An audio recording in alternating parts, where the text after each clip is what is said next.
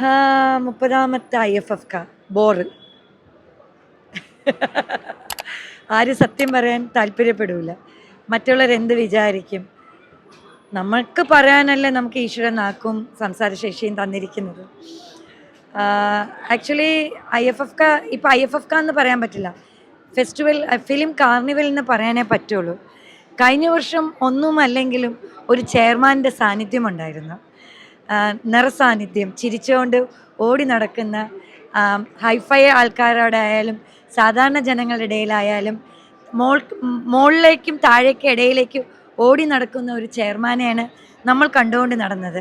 അദ്ദേഹത്തിൻ്റെ ചിരി കാണുമ്പോൾ തന്നെ നമ്മുടെ മനസ്സ് നിറയുമായിരുന്നു.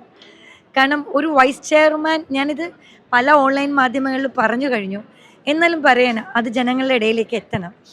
കാരണം ഒരു വൈസ് ചെയർമാൻ ഉണ്ടെന്ന് തന്നെ നമ്മൾ അറിഞ്ഞത് പ്രേംകുമാർ എന്ന് പറയുന്ന അദ്ദേഹം വന്നപ്പോഴാണ് ഒരു വൈസ് ചെയർമാൻ പോസ്റ്റ് ഉണ്ടെന്ന് നമ്മൾ അറിയുന്നത്.